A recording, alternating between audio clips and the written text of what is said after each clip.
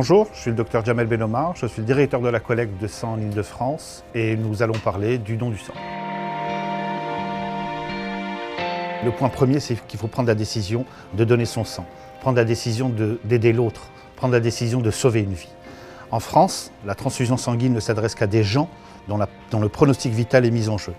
Si dans nos affiches, vous voyez que l'établissement français du sang dit « Donnez votre sang, vous sauvez une vie », ça ne sert qu'à cela. Ça n'est pas le comprimé de paracétamol pour faire passer un mal de crâne. Alors, lorsque l'on parle de sang total, c'est du sang total.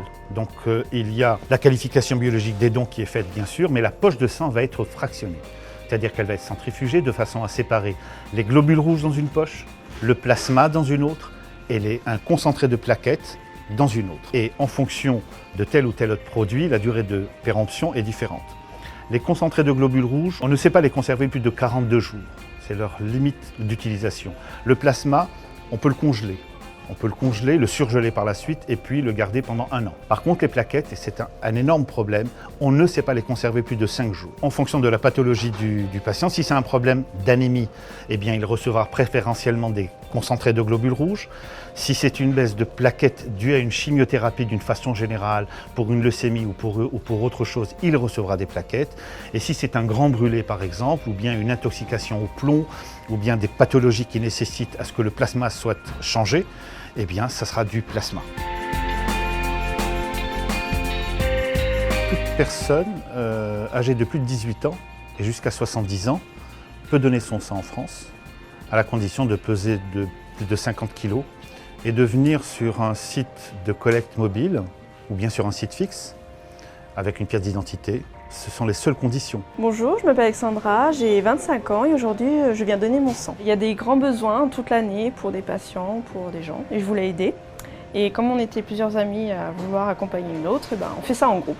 Pour les femmes, elles peuvent donner jusqu'à 4 fois dans l'année, les hommes jusqu'à 6 fois. Dans les 2 cas, jamais à moins de 8 semaines d'intervalle entre 2 dons. Une fois que cette décision a été prise et que l'on est sur ce site de prélèvement, la première condition, c'est qu'il ne faut pas donner à jeun. Si par hasard, vous n'avez pas eu le temps de prendre votre petit déjeuner ou vous n'avez pas encore déjeuné, tout est prêt pour vous accueillir et que vous donnez une collation avant le don. L'élément le plus important, c'est de boire. En fait, c'est de boire de l'eau, une demi-heure, un quart d'heure avant, immédiatement avant le don. Vous êtes donc accueilli par une secrétaire qui va prendre vos coordonnées, votre nom, votre prénom, votre adresse, et puis vous êtes invité à aller faire cet entretien pré-don. C'est l'entretien qui va permettre à cette personne habilitée de faire cet entretien, c'est une infirmière ou un médecin, qui va faire le point sur votre état de santé actuel, votre passé médical, vos habitudes de vie, à la recherche de contre-indications médicales, soit dans l'intérêt du donneur, soit dans l'intérêt du receveur. Les contre-indications médicales au don du sang sont nombreuses, je ne pourrais pas les citer entièrement, mais certaines sont évidentes. Une femme enceinte ne peut pas donner son sang, une personne qui revient d'une zone où sévit le paludisme par exemple, ou bien la maladie de Chagas, c'est-à-dire de zone tropicale, doivent attendre quelque temps de façon à ce que nos examens biologiques soient les plus fiables possibles. Puisqu'après chaque don, un nombre d'examens biologiques importants est fait afin de qualifier ce don. C'est la recherche du sida, de la syphilis, de l'hépatite B, de l'hépatite C.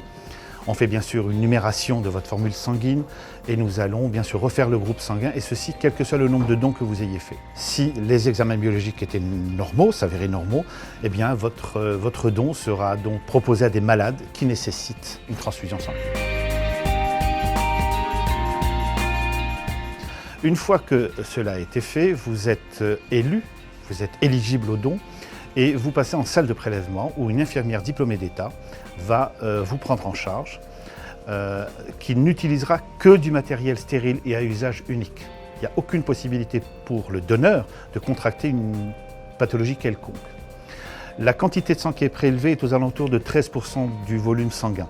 En fait, les volumes varient entre 420, 450, 480 ml. Le prélèvement dure moins de 10 minutes. À l'issue, l'aiguille est retirée, on vous met un pansement et vous êtes invité à repartir en salle de collation où il est important d'observer un temps de repos d'au moins une vingtaine de minutes pour être sûr que tout va bien. Lors de cette collation, vous pourrez manger, boire, mais c'est surtout en fait de s'hydrater, c'est de boire, bien boire, au moins aussi, encore une fois, un demi-litre d'eau. Et puis si tout va bien, eh bien écoutez, vous êtes remercié pour ce geste magnifique et vous êtes invité à repartir. Et puis, vous êtes aussi invité à revenir. C'est le plus important. Alors, il y a des précautions à prendre après un don de sang. Il est conseillé de ne pas faire d'activité sportive 24 heures après un don. Il vaut mieux reprendre des transports en commun, par exemple, après un don, ou bien ne pas utiliser son véhicule immédiatement après un don. Ça, ce sont des précautions d'usage classiques. La France a toujours été autosuffisante, puisque l'établissement français du sang est unique. Il y a certaines régions, comme l'Île-de-France par exemple, qui n'est pas autosuffisante. Plus de 30% des besoins transfusionnels des franciliens sont assurés par des provinciaux. Et bien, grâce à cette entraide nationale, la couverture transfusionnelle en France est tout à fait satisfaisante, avec des stocks qui sont suffisants pour gérer des problèmes sanitaires sur les 10 à 13 jours qui viennent. Il faut donner, mais il faut redonner aussi.